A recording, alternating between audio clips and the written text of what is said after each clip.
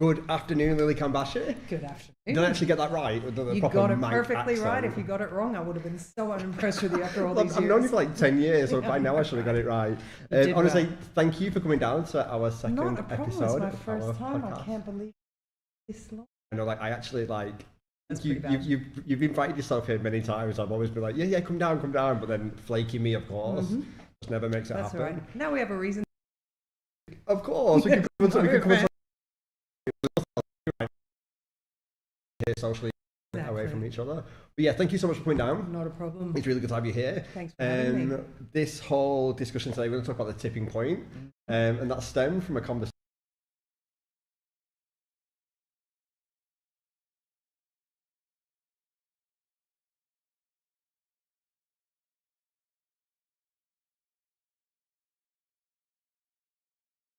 Going on. Well, I think we're going to hit a tipping point. Do you know what I mean? Tipping point is basically when we hit critical.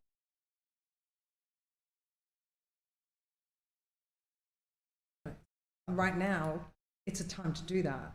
You know, to me, it's up to us which way it goes. We can either have other people in the future, or we can act. At the moment, that's not happening. Well, of course, because many people don't know how to do that. What's going on? Well, not just that. Sudden overnight, the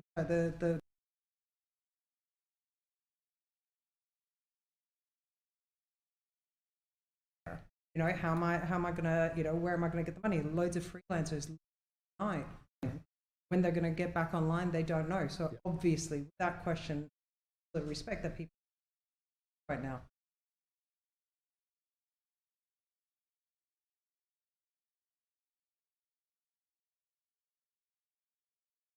Talking. Yeah. Well, I was going to say that's one of the biggest frustrations that I've been having lately is that, you know, we're all talking. Yeah, I've seen. We're all, yeah, sorry. I have to apologise sometimes. Sometimes like keyboard warrior at 3 o'clock in the morning. Yeah, but it shows you care. Yeah, but like you were just saying, like there's a lot of talking things happening behind the scenes, and I don't know if, you know, it's the lack of clarity, the lack of direction, the lack of visibility.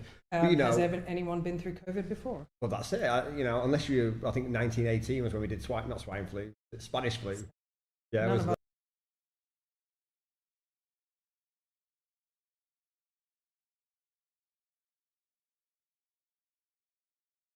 We've gone through the whole rabbit in headlights. Yeah. There isn't a single. I think we're still going through that though for many people from the conversations which we're having. And a little bit less though. It's true. As I said, I reckon we're going to.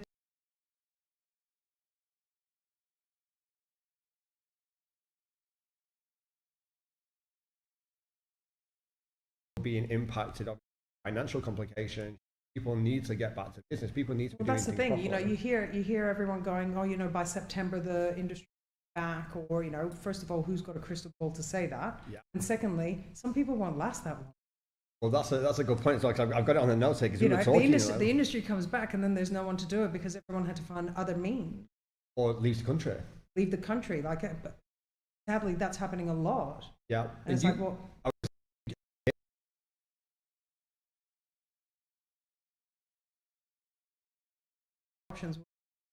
Like no one's leaving because they want to. No one's stopping working in events because they want to. It's just where we are. We're one of those industries that literally overnight just disappear. I saw a report yesterday. It came out of Abu Dhabi, and they highlighted all the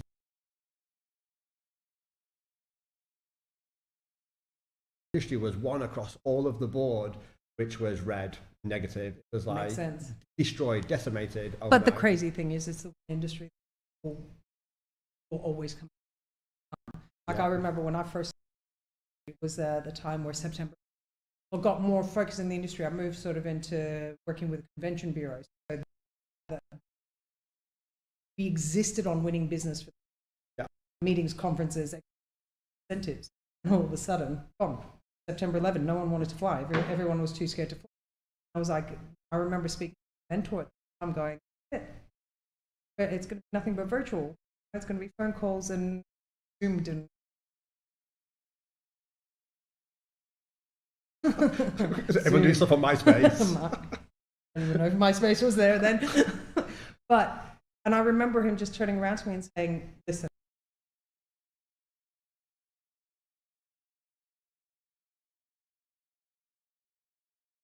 Didn't exist. Now we've got an added pressure. You know, COVID could disappear, but people might still have the fear. That's the psychological fear. That's because you've been bombarded with this message for. Oh, that's the misinformation. Like it's mass communication. That's marketing comms background. I worry more about that. Yeah. Everything could be fine. The country is doing an amazing job in protecting, finding the right thing best they can, because everyone, you can only, this again, no one's been through this. And every country, every place goes through this different.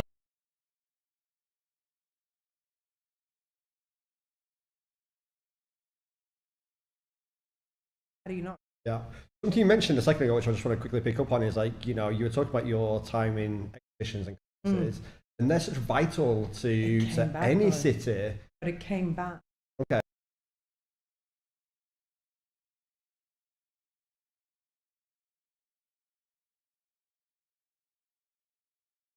We have to keep going. Yeah. You know, and that's exactly what we did. And as a convention bureau, we had the conversations because, you know, convention bureau sort of sit further at the top where we win the business for the city. And by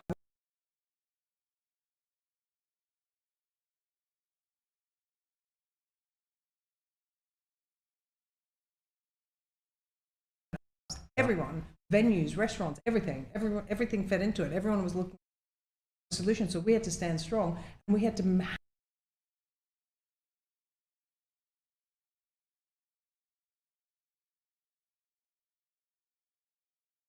I think I mentioned it earlier, or, you know, we've definitely had that conversation is, you know, as an industry, you know, events have always been the type of people which find solutions to problems. Well, nail a brief. Yeah, of course. You know, half the time get a brief and it's like, oh, this is a problem, how do we fix it? Exactly. Yeah. So this is just another brief. A very good way of looking at it. You know, the only difference now is we've got to do it together. Yeah. Can't do it separately. You know? More than anyone, the event industry knows, you deliver as a team. You know, how strong a team is.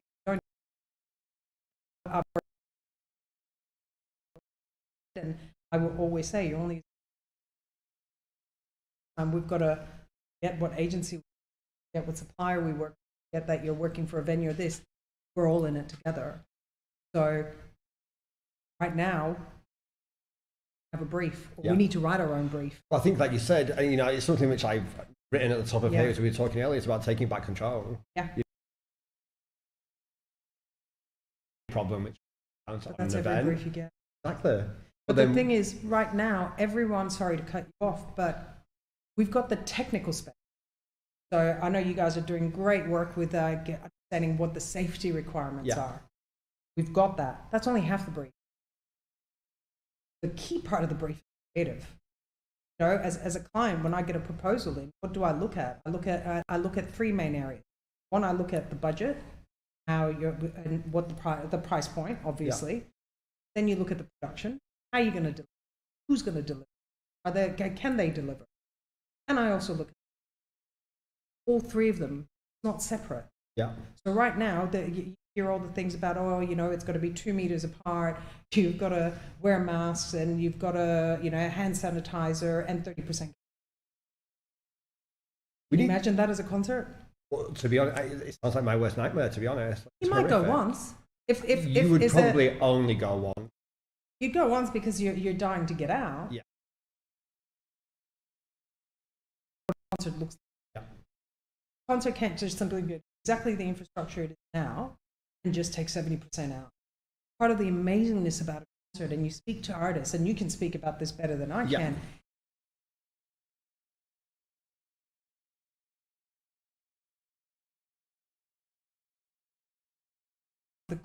The atmosphere created from being there and being with fellow concert goers and fans and all that, and just the great memories that 70% expected to still feel you can pivot and differently. Yeah, 100%. But what that answer is, we still need to creatively find it. It's interesting because I just briefly saw something on Facebook. Someone just sent me a message then, apparently like yesterday in Arkansas, the US.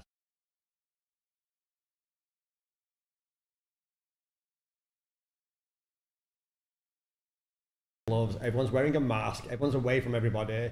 There's no bar service, everything had to be sterile, everything brought to you.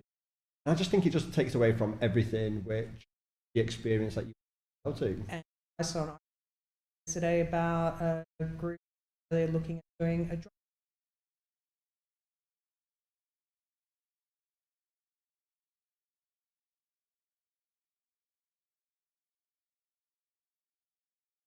I don't know. Yeah. Maybe it's going to be a great new trend. Maybe people are going to absolutely love it, and it's going to, or they're going to do it, and it's still better than being just 30% and 70% empty. It's a different experience. You're changing, doing a bit of a pivot, doing something different. See how that goes. People are still going to go with it because it's a different experience. You know, they are going to try it out, and then from there you see that some things didn't work.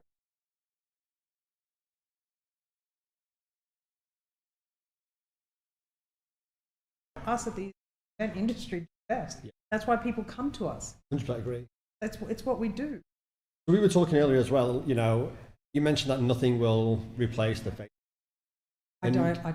Everyone's having all these conversations right now about, you know, all of a sudden everything's going to be virtual. You know, what are your...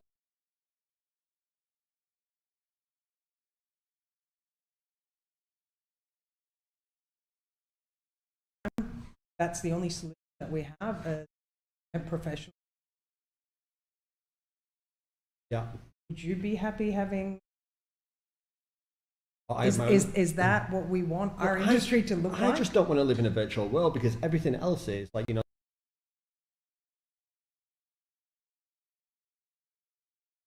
to work right over 2 months that we're all quite social distance from away from friends. And what's the most refreshing part? Highlight of my day, Dan. Well, come and see me. I get it's to the see highlight you. of most people's day. I'd like right? to, you know. You know, but psychology, mental health, it says humans are not made to be on their own. Can you imagine? Let's just go fast forward. That's what the event world looks like. You still want to? I don't. I've that no longer am I going to be able to stand at 5 o'clock delirious, a Red Bull, whatever, working with my shoulder and creating something amazing and then seeing people enjoy it, but that's gone. That's that, you know, we've always said you've got to be crazy and passionate about events to work in events. Slightly crazy. Crazy works. Yeah. But to then say that that's what it, sure, I know we can do better. Well, it's like it works we now, can do though. better. I think we need to do better. Listen, my hats off to all the agencies and suppliers that actually were able to.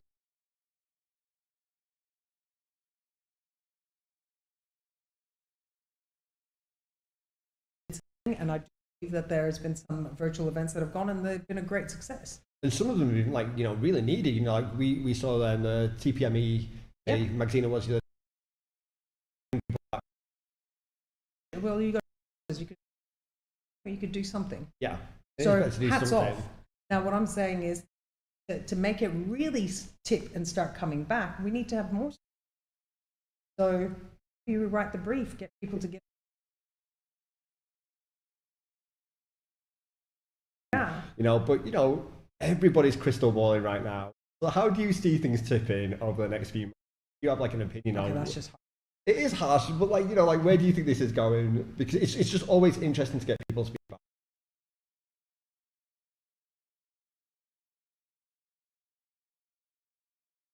Take control and start stepping up, solution ourselves, creative solutions.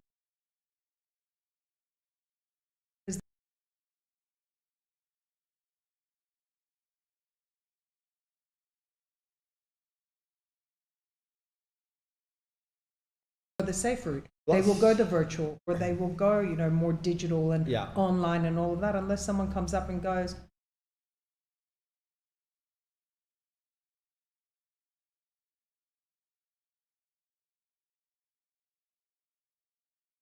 custom build, or they do shell scheme and it's there and sent on. It's not much of an exhibition. Why would they do it? Well, exactly. And why would clients exhibit if they're going to have to pay the same amount? Build an exhibition stand, build an exhibition. Same. Exhibitions are quite sterile, kind of, I don't want to say two-dimensional, but they're just, you know, it's a very similar format. Well, it's a means to an end. From a business perspective, it's a means to an end. So, you know, a lot of the property development shows, it's a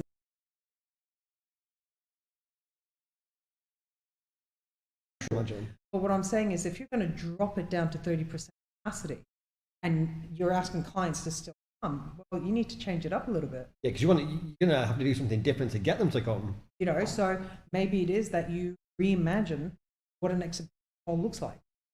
How is it? Again, I'm not a creative. I'm good at delivering, so I'm not. I'm not going to say. People. Well, that's the thing. I throw this out to the creatives because they'll be able to come up.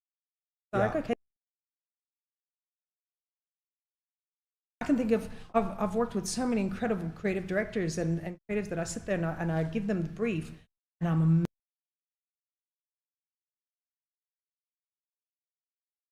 Wow, you know, amazing. And what I'm saying is, they're the ones who are going to be able to help. You know, and then none of that's going to work unless we're able to step up and put it forward somewhere. Yeah. So we create these solutions. Okay, what are exhibitions reimagined? If we want, you know, Reed to keep doing exhibitions, well, let's go to them. Well, this is working out and how it will financially make sense. 30% doesn't financially make sense for any client. It's really interesting now as well because, like, you know, everyone talks about it's like, you know, creating the brief, we're redefining how we do it, but often we wait to be told from a client perspective, this is what I want. But how many times do you rewrite the client? Well, pretty much all the time, or it definitely evolves into a much more. So it's not something that we're foreign to. Very true. And why do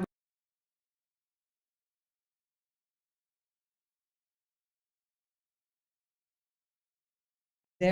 Their angle in their sector, they're not creative. They're not agencies, so they'll write the brief the best that they can, and then they'll hand it to you, to the experts, to the creative experts. I could, if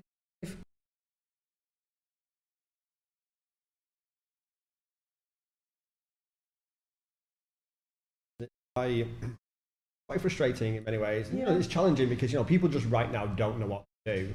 And the reality is that, you know, we as an events industry have a real good opportunity to redefine, first of all, how we do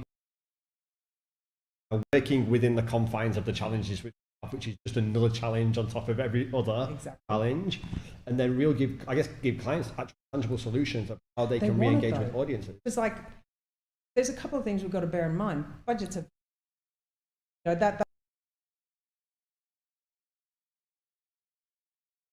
most creative things with the smallest of budget. Having worked for not-for-profits for many times in my career. Although, like, budgets are good. Just to clarify, we do want budget. No, of course we want budgets, but you can't have your cake right now. Exactly. So which would you rather? Would you rather still be able to deliver events, or do you want to sit and wait for a budget for you? So you know, it's everything. We've got to band together and figure it out. It's like, okay, well, clients might not always have the budget right. We have been. Everyone's been slashed. So and it's not going to come back anytime soon.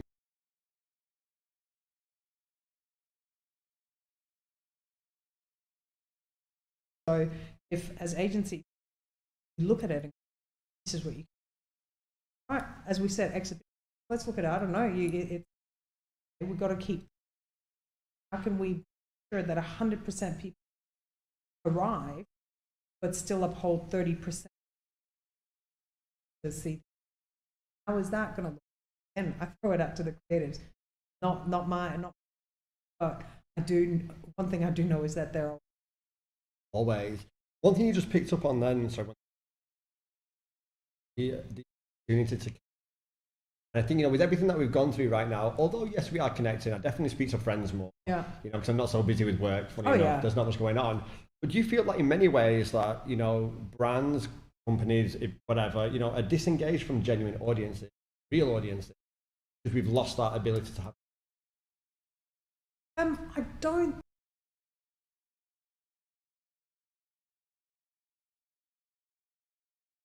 Company, we immediately went more digital and we made it more interactive.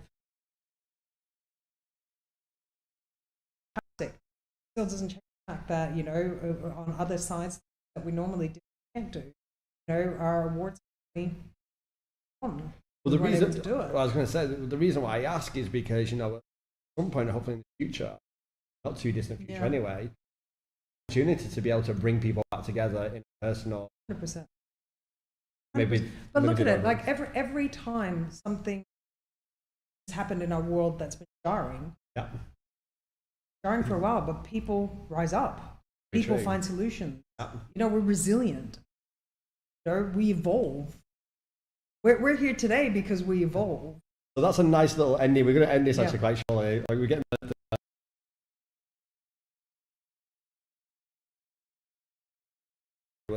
we want to call out to the Mavericks on.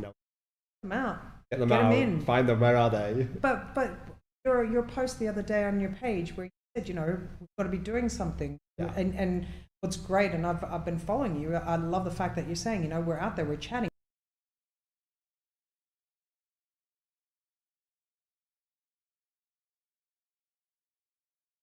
Yeah. That is completely okay. I've had those days. But we then have to get up the next day and go, right, we want our event industry this tomorrow. What do you hit the nail on the head. It's almost like we rehearsed this. But you said earlier in a conversation that this is now the biggest event. Yep. What does that mean?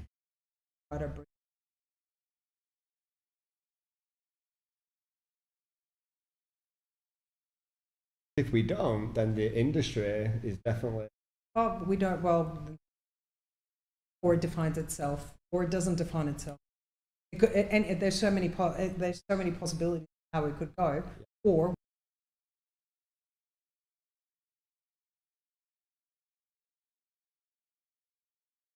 over the next few days and stuff. I think you put it on your website. We put it out there. Lots of people have said that they're interested in being involved and are ready to help. And put it on the website. Put it on your website. Get people registered interest. We do need to evolve this conversation further now to be like, how do we do that creatively? And start giving value to clients. Of creatives out. And people want to do stuff. Like, you know, we're a little bit bored.